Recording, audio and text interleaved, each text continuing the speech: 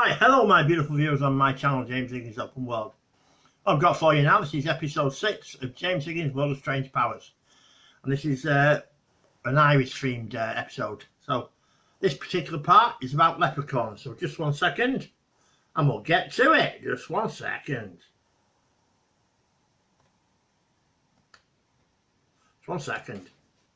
Head out on St. Patrick's Day and you are sure to encounter a leprechaun or two. 1 second. Right, here we go. Known for their snappy green suits, complete with hat and buckled shoes, the mythical fairy folk are the stuff of Irish legend, often imitated by revelers keen to get in the spirit of the occasion.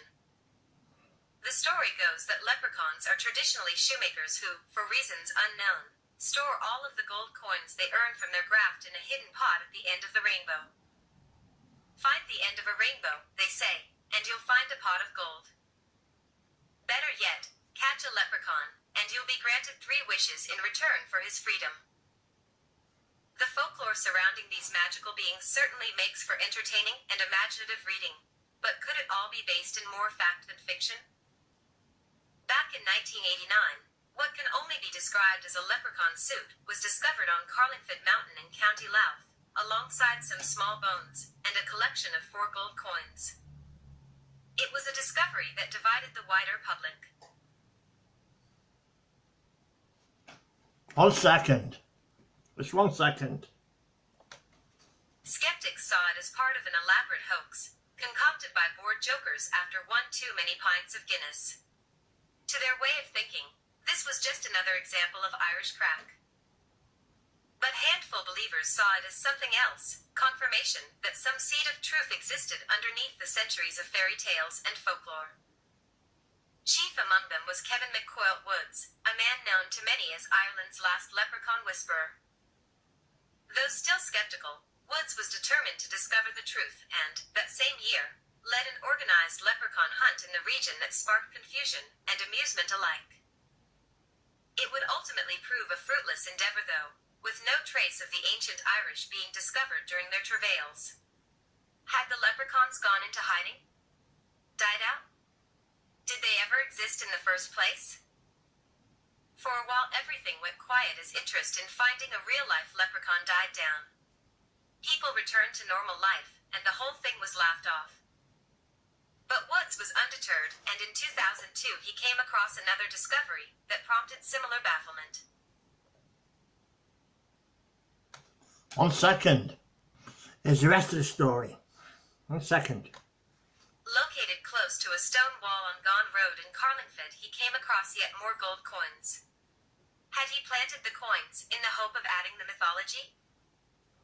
It's unclear, though things took a turn for the strange when Woods then revealed that the coins had apparently given him the ability to communicate with the Carreg, an elder being who apparently served as the elder of the 236 surviving leprechauns, secretly living in the region. A baffling twist with its origins in as much fiction as fact. Quite whether the truth about the existence of leprechauns will ever emerge is unclear. Wow, just 1 second. Just 1 second.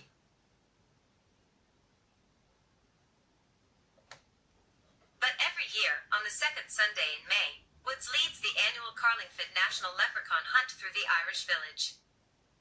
In 2009, the 236 surviving leprechauns in Ireland were afforded protection under the European Habitats Directive. According to the legend, they live at the Slate Rock below Foy Mountain, which is part of the Cooley Mountains in Louth. Just 1 second. Just 1 second. Here we go. As a mark of appreciation to the people of Carlingford for getting them protected as a species, the little people leave 2,000 cauldrons around the streets of Carlingford for the hunters to collect. Leprechauns may not exist. The whole thing may have been a hoax. But try telling that to this Irish community during hunting season. They might just tell you otherwise. What a story. What a story. Now, I've got the utmost respect for leprechauns. If they're real, they deserve to be left in peace. So don't go upsetting leprechauns, whatever you do. That's what I say. And don't go chasing that rainbow with a pot of money. It's their money, not yours, really. You might get 3 wishes off them, but The pot of gold's their money, really. That's what I say. You know, if they really are leprechauns. So utmost respect for leprechauns. I don't want them cursing me. That's what I say. So massive respect for leprechauns if they are real. There you go. What can you say about that? Just 1 second. Well, that's the first story. Stay tuned for the next story in this Irish themed episode of James Higgins' World of Strange Powers, episode 6. Thank you very much. Come back. This is the next Irish ghost story. This is a ghost story, this one. Right. Darky Kelly. Darky Kelly. Just 1 second. Here we go.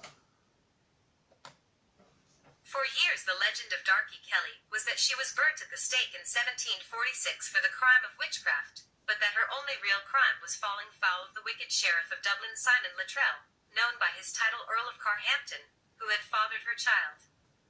It was alleged that Kelly had threatened to out the Earl as a member of the infamous Hellfire Club, more of which later, and that it was this threat that led to her execution. However, later research has shown that it was not dabbling in black magic that did for Dorcas Darky Kelly, but the fact that she appears to have been a serial killer. Dorcas Kelly was a brothel keeper in the area close to Christ Church Cathedral.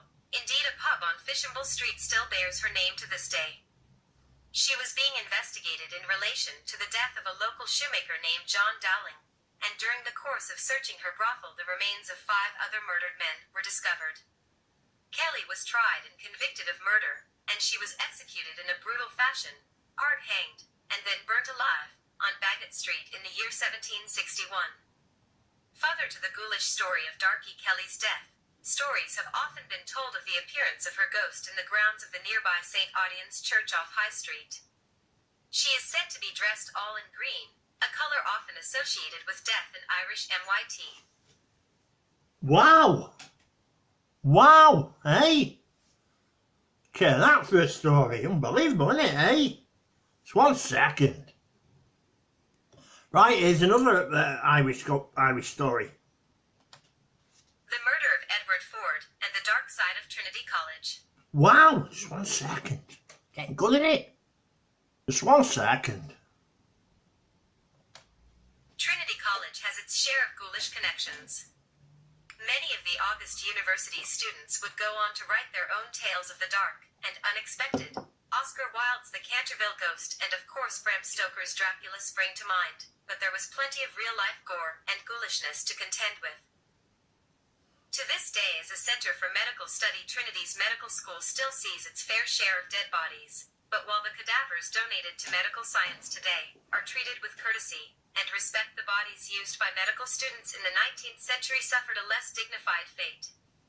Upon construction of the Berkeley Library in the late 1990s, the remains of dozens of bodies were discovered. It was theorized that these were bodies, sourced illicitly through grave robbers and body snatchers by medical students of the past as part of their medical training. They were then quickly dissected and buried under the cloak of darkness. It is not known if any of these individuals haunt the college, but one man, who reportedly does, is former lecturer Edward Ford. In 1734, the somewhat ill-tempered academic was sparked to anger by a group of rowdy Trinity students throwing stones at his windows in the Rubrics building of the campus, the fine red brick buildings at east end of the main square. Mr. Ford did not take this sort of hijink well, and decided to disperse the rambunctious students by firing a pistol at them. The drunken group quickly scattered, but sought revenge for being shot at. They returned to their rooms, grabbed their own firearms, and headed back to the Rubrics building to teach Edward Ford, fellow of Trinity College, a lesson by firing a shot through his window. Although the intention was not to kill, that was the sad effect. Ford had been shot, and although he could not name his assailant, his last words were said to have been about the identity of the shooter, with Ford saying magnanimously, "I do not know, but God forgive them, I do." Bloody hell, just 1 second. Just 1 second. No successful charges were ever brought against any student for the shooting of Ford, but it is said that a forlorn individual in powdered wig and Georgian attire can be seen wandering the Rubrics building at night, and that it is none other than Ford's ghost that haunts the hall. Bloody hell, eh? Wow! Bloody hell. Stay tuned to this channel.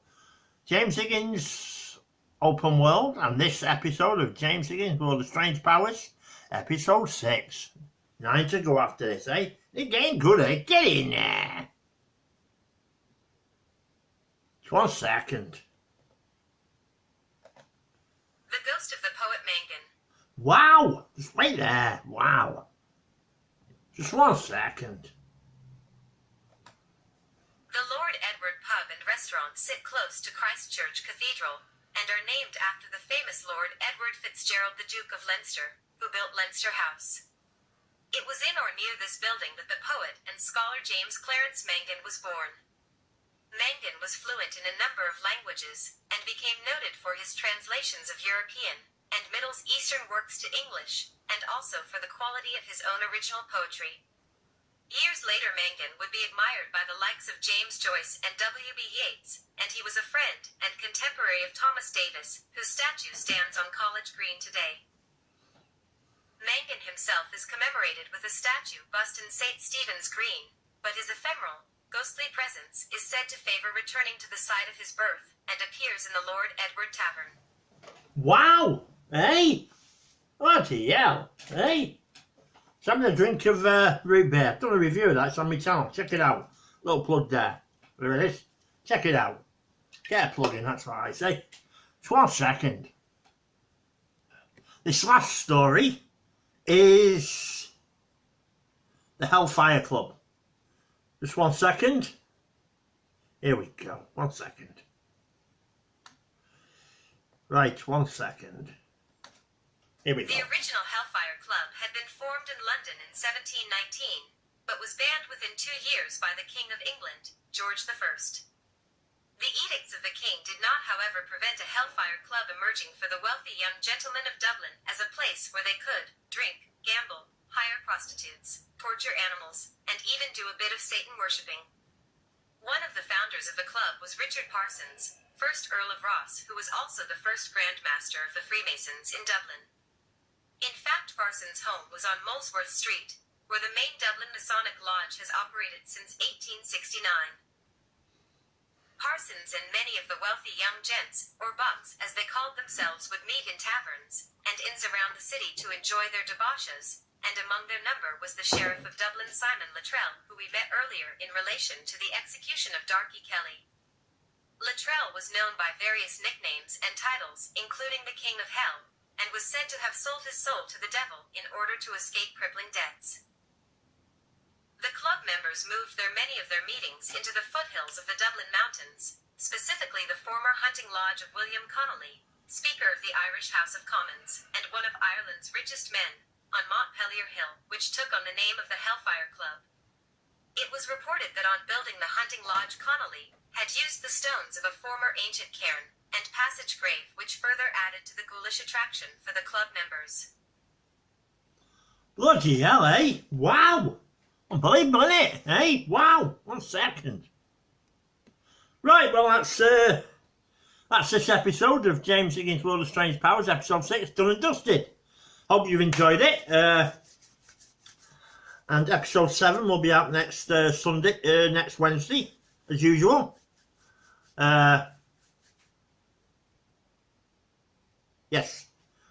Yeah, so thanks for watching, and if you've just come across this channel, please subscribe to my channel, James Higgins Open World.